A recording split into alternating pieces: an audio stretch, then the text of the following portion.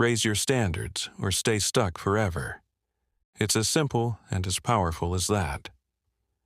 Most people live their entire lives trapped not by external circumstances, but by the standards they've silently accepted. They say things like, "I guess this is just how life is," or "It's not that bad." And in doing so, they unknowingly declare loyalty to mediocrity.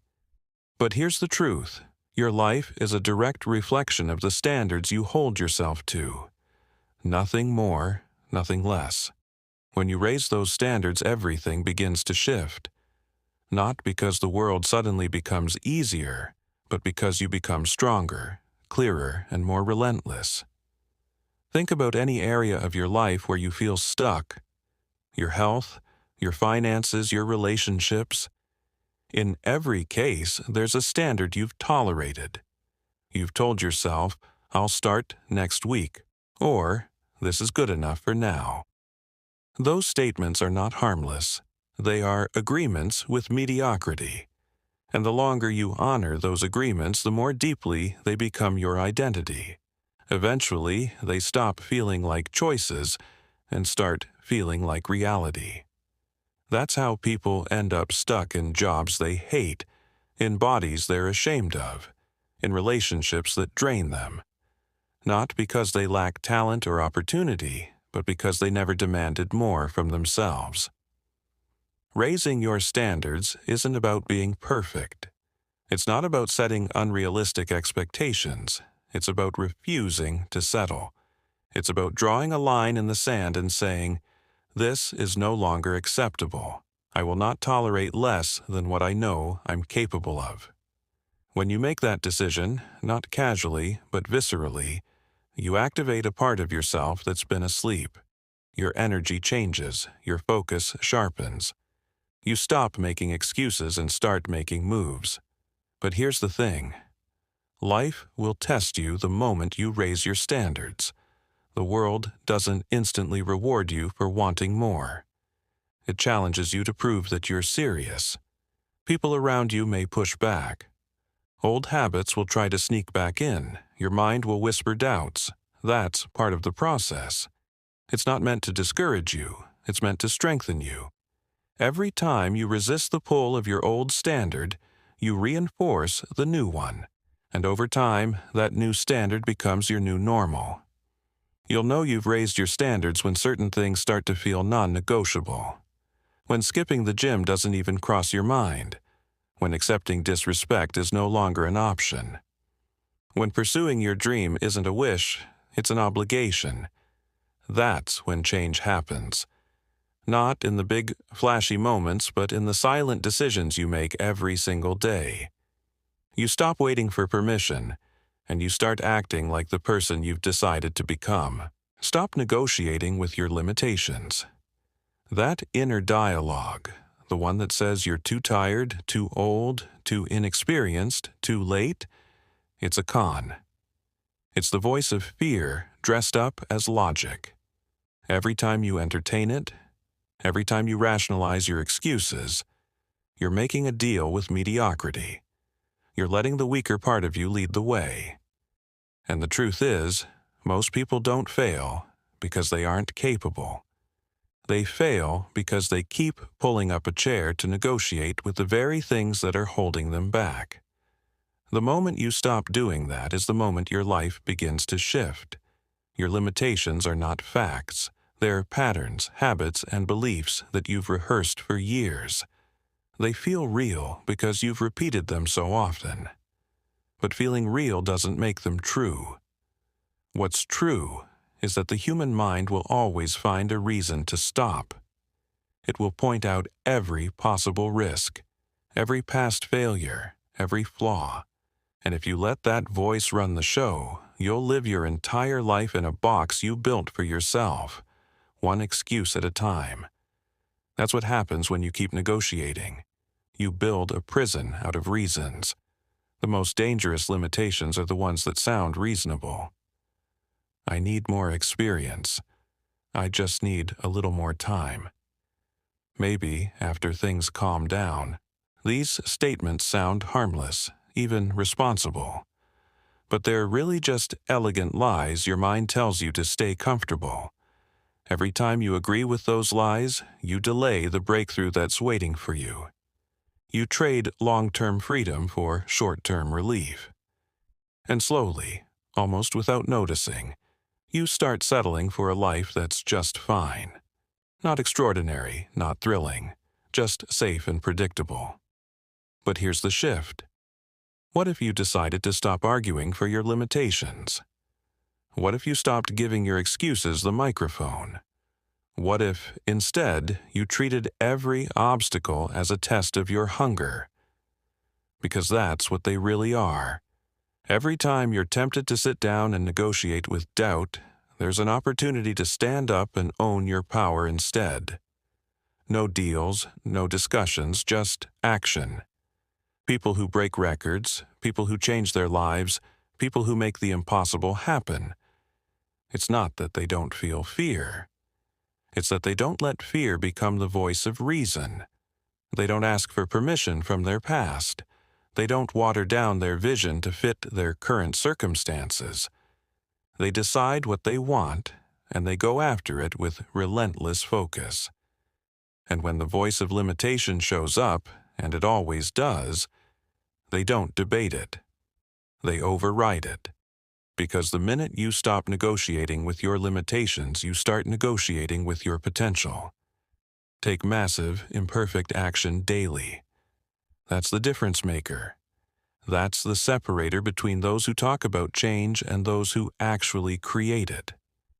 Too many people wait for the perfect moment, the perfect plan, the perfect set of circumstances before they move.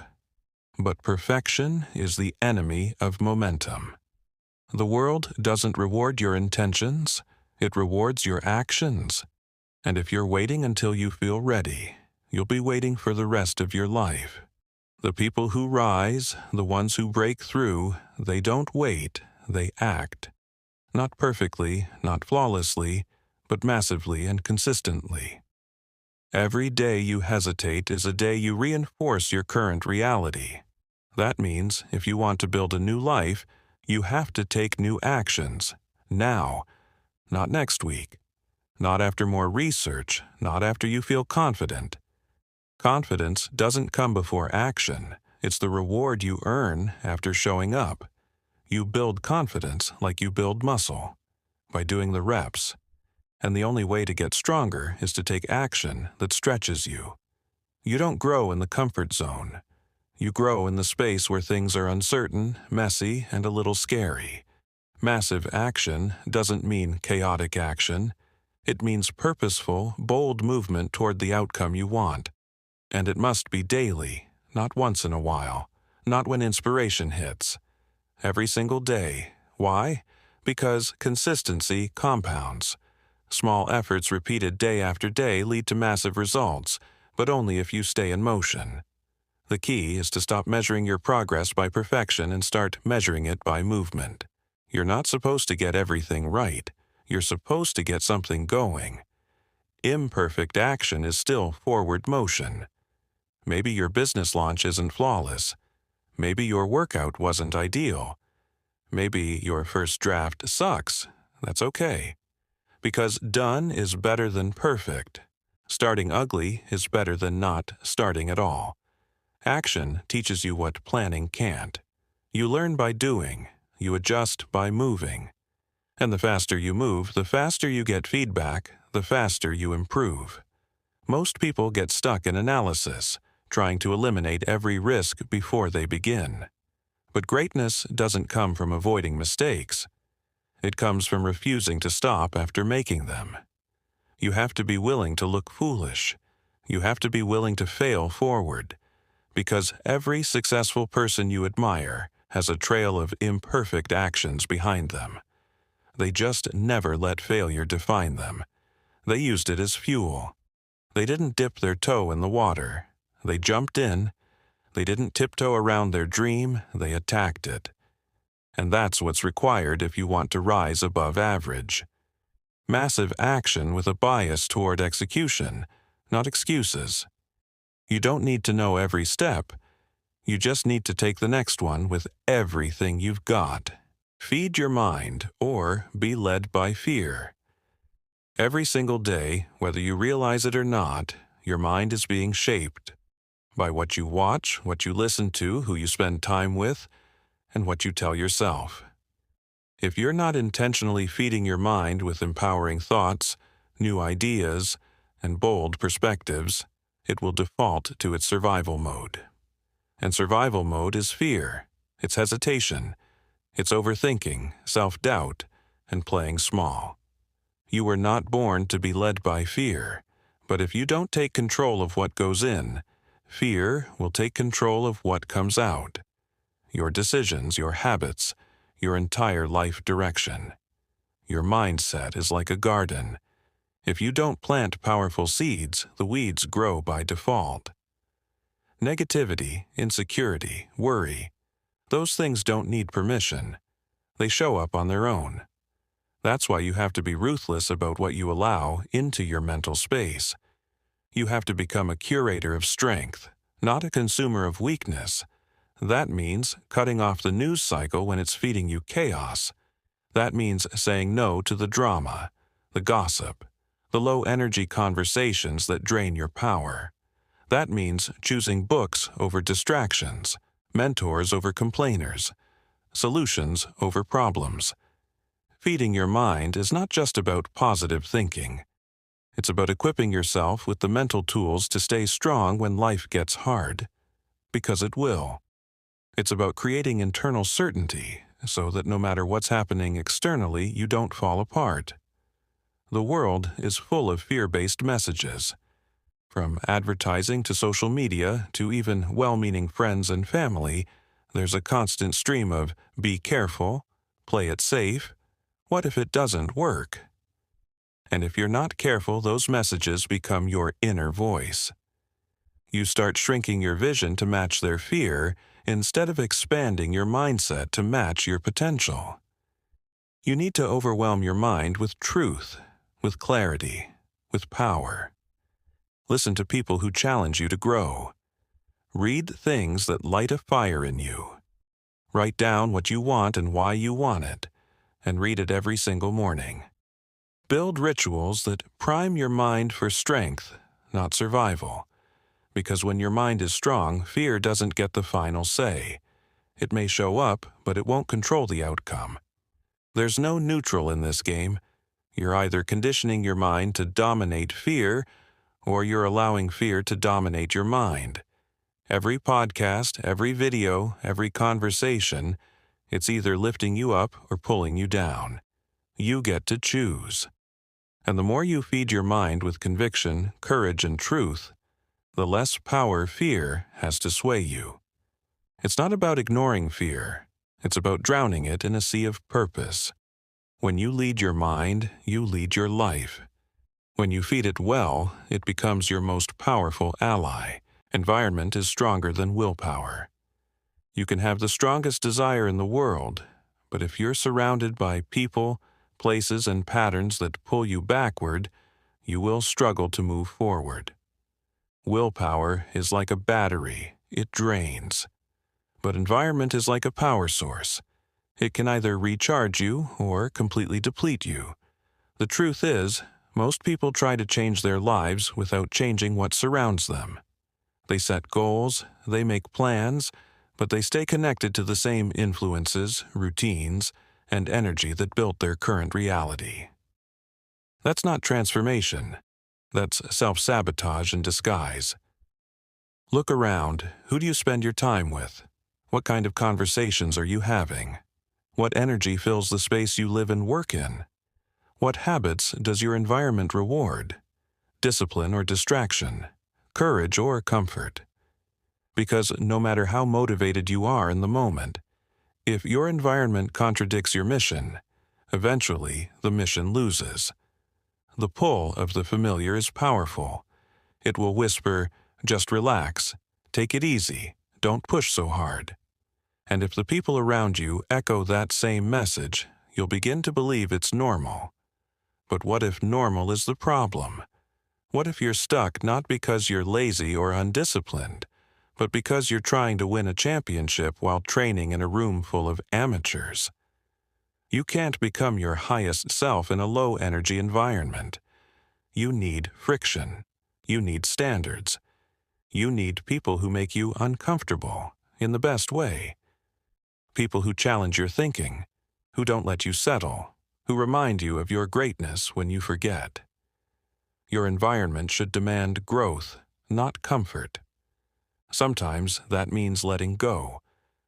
Letting go of old friends who no longer align with your vision. Letting go of spaces that feel heavy, stagnant, uninspired. Letting go of habits that feel like home, but have cost you your progress. And it's not always easy. There's a grief in growth, a discomfort in leaving behind what's familiar. But staying stuck in a weak environment costs far more than walking away from it ever will. And this isn't just about people. It's about everything that surrounds you.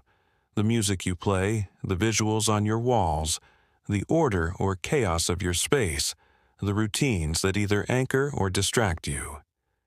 Everything sends a message to your brain about who you are and what you deserve.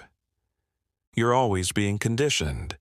The question is, are you being conditioned to rise or to remain the same? Set your environment up to win. Put yourself in rooms where excellence is expected, not praised as rare.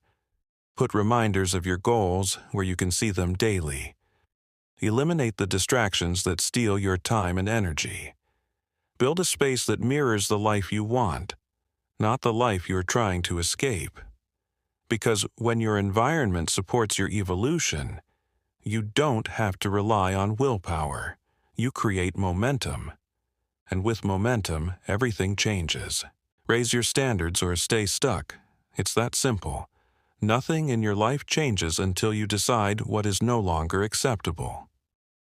People love to set goals, make vision boards, write down dreams, but very few are willing to look in the mirror and say, "This version of me is done." Change doesn't begin when you want more.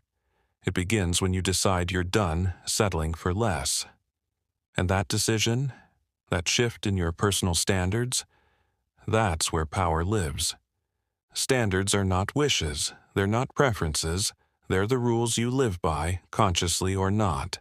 They determine how you show up, what you tolerate, how you treat yourself, and what kind of energy you allow into your life. If you constantly say you want to be healthy but accept skipping workouts and eating junk, then your standard is mediocrity. If you say you want to be successful but continue hanging around negativity and distraction, then your standard is misalignment. The results you're getting are always a reflection of the standards you've set, whether you chose them intentionally or allowed them by default. To break free from mediocrity, you must raise the bar in every area of your life. Raise the standard for how you speak about yourself.